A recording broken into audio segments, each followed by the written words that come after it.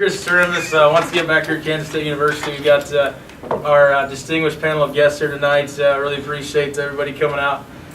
We'd also like to thank the man behind the camera, Quinn Huncheski, certainly keeping everybody on the go. We got Kevin Jensen here, Christy Collins, Greg Stewart, and Briggs Stewart here. Once again, we're going to talk about some topics. Obviously, all four of these individuals are very, very well versed within the cattle industry. Certainly can probably talk about any facet that they choose. But tonight we're going to talk to Kevin a little bit more about livestock evaluation and maybe selection as far, and also showering care and home care. Christy Collins will be more of our expert on marketing and advertising with her sale management experience. And obviously Greg and Brig run a very, very large cow herder in Kansas. And we're going to talk to them a little bit more about maybe sire acquisition, sire selection, and mating decisions as far, and also cow herd management. But to kick it off, I guess I'd like to start right here with Kevin. Obviously many people are familiar with his Hereford business and also all the shows that he has judged. But with that said, we'll start with Kevin and work down the line. Maybe start with a little personal statement and just let people know who you are and how you came to be involved in the cattle business. Well, thank you, Chris. Actually, 4-H is how I got started in the cattle business. Our family's roots, both sides of my family, were in north central Kansas, and both from farm families, but mine wasn't going to be unless 4-H guided me that way. So that's how I got started. I'm Christy Collins from Frederick, Oklahoma, down in the southwest part of the state, and grew up in a cattle and farming background down in farm country in that part of the world, and grew up showing a lot and around the Hereford purebred business, and evolved over the years into marketing and being a part of sales in the club calf female business and Angus business as well, and all facets of it. But just grew up loving cattle and trying to do what I love to do, but I'm from the southwest part of the state in Oklahoma. I'm Greg Stewart from Washington, Kansas, fifth generation farmer rancher. We got our roots from our family and legacy. And by the way, started with registered polled Herefords, Kevin. And we run a cow-calf operation, have a purebred and club calf sale each year. I guess that would make me a sixth generation farmer rancher, and I came about it from my dad. The love for the industry, the cattle deal. I think it helped that there was 3 or 4 of us cousins that all grew up within about the same age period. It led a little competition, so it made us work a little harder at our own individual cattle projects. Just the drive for that and the push from our parents to keep a positive attitude about cattle and work and a strong work ethic from them as well kept me involved. Well, as we said, all four of these individuals very, very well versed in the cattle business. That's just a little bit of a backstory about their backgrounds within this industry. I guess I want to start with Christy. Obviously, I know that you very, very well versed, as I said, in the business. Used to be heavily involved in photography. Moved more toward the sale management aspect of the business. I guess as far as sale management is concerned, I guess a few questions people have sort of asked me. What are the most important things for you when you're getting ready for a sale? Oh, I think the most important thing would be just the quality of the cattle. I've been really fortunate to be involved with some outfits that are pioneers in the crossbreeding and the seed stock part of it, and just the quality and the preparation is the key, and trying to put together a customer service oriented program. I think that's the key, just having a quality product. Definitely.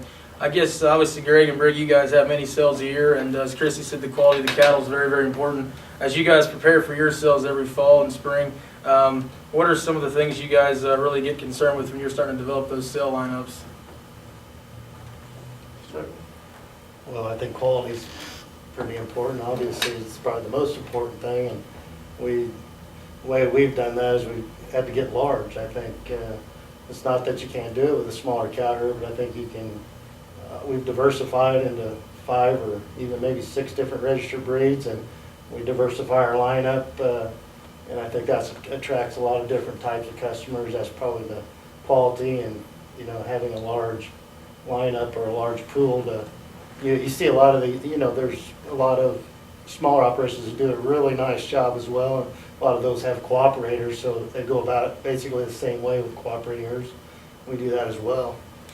Yeah, I guess that's a huge part of it. Is you got to have something there that people want to buy, and I think even more so now, it's kind of nice with me being home, you know, anymore, that you about got to have a little bit of a service to go with it. So you got to have the cattle the kids want to mess with, or the people want to raise and have in their hands, and you got to have somebody there to help get them things along too. And I think that's with me being home here in the last few years, it's really helped us out a bunch in that regards, and it's helping with the return customer base. And I think as long as you have something there that that you're happy with, that people like, and the cattle that are high quality cattle, I think you'll be good in the business. And I think you know, we push for quality, I guess, in our numbers for dang sure. I think from a consistency standpoint, you can recognize our cattle when you see them, or recognize some of our bloodlines. So, and I guess stay current as well. You got, you know, don't necessarily follow the trends, but have something there for the people that are trendy as well. And on your return customer base, is they've been buying the same generation or same lineage of bulls or females for such and such time. It's always good to have an outcross to them too. So I guess diversity has helped us out a bunch in that regards. I think he brings up an important point on I think the 90s, I said that Sam Walton made it the service decade, and it's really came to pass. So he's made up a pretty, I think he made a real important point that you have to back your cattle and have a support system there as well. Certainly, you got to back your program and certainly have high quality cattle. I guess, Kevin, kick it to you. Question, sort of a different topic. Just coming off judging Fort Worth the last 2 years, certainly probably what some would say the toughest steer show in the country. I guess maybe for those that's a very unique club. I think we've talked about. Most folks probably won't ever get that opportunity. If you don't mind, can you talk a little bit about that experience and what it was like to judge the Fort Worth Steer Show? Well, first of all, I was very honored to be asked, and it is a wonderful steer show. And once you get involved in it, you realize just how amazing it really is. The amount of families and people that are involved and how competitive it is. It's truly I feel really honored to be asked to judge it. Certainly, I guess when you got a chance to get in there, obviously, I know you judged a lot of shows over the years. Did you ever feel like maybe you made the wrong decision in accepting that job? I'm sure it can get pretty deep when you get in there under those crossbred classes. Oh, it's extremely fun, but I think if you've ever judged a show, it's really more fun when there's that kind of caliber, that kind of quality, because to me it's maybe easier to judge. Certainly. Obviously, I know, Christy, you judged the Iowa Beef Expo. Really did, I think, a very nice job when I got a chance to watch that. As far as when you start evaluating those cattle for some of those folks that would like to have a better insight of what to look for when they're picking those prospects, can you give us some backstory on what you like to see in those show heifer prospects or prospect steers when someone's going out to select them for the show the next year? I think quality is a big key. You know, I grew up in the 80s when we started crossbreeding and bringing in mains and keys into the States, and so we went from the Hereford and the Angus purebred, and I saw some of the first Sugar Ray and the bulls that preceded him, and so I think the look and the eye appeal and I think carcass has been still needs to be a really important thing as far as having some muscle and some power in them, but just trying to combine a carcass animal with still some show look, because I think that's what really drives the market, and the excitement is a really good looking one. Definitely. I guess, Greg and Brig, I'd kick this to you for someone as you guys have made so many cows. I know it's a fine line of making those cattle to be terminal enough, stout enough, cool enough, but still maintain a cow herd. When you guys go to make those breeding decisions for your springborns and fallborns, how do you sort of make those decisions on how far to push the limit on these steers, I guess? You do it on horseback that day. I guess, go ahead and add. Well, I think the nuts and bolts of it, maybe what he's driving at, the question he's driving at is, I think we used to be able to breed cattle, I think, that could win a steer show and a heifer show. And I had I made a lot of arguments as I was growing up that it could be done. And I honestly, probably at this day and age, at least in our herd, it's effectively separated itself. I don't know if I really like it. I mean, we've driven real hard for a terminal-looking animal. And Christy brought up the carcass traits and things such as this, and then we visually look at those cattle and try to decide, you know, if they're gonna hang on the rail right and what they're gonna do in the cow herd, so to speak. I think we maybe separated that thing, just simply, you know, maybe went just, I mean, I don't know if you can say we went too extreme because it's developed a whole new business as well. It's, you know, it's diversified the business, so, you know, the people can be the judge if that's good or bad, but I think we definitely have drawn a line between the, you know, it's went down the path the same as the market sheep and the market hogs, where it probably has less to do with the production side of things. Personally, I think that's kind of sad, but everybody else can draw their own conclusions.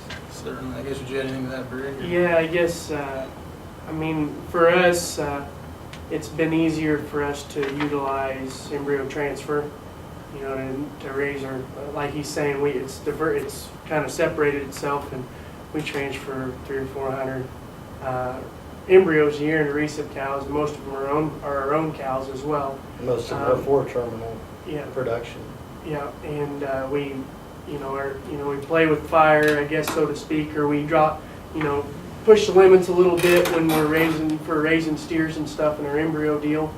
And most of them recips are our own cows, and we clean up with maternal bulls to keep your cow herd fresh and to keep the cow base pretty maternal. Now, maternal meaning, good maternal main bulls, purebred Angus that we've influenced a few new purebred semis and purebred Charolais as well.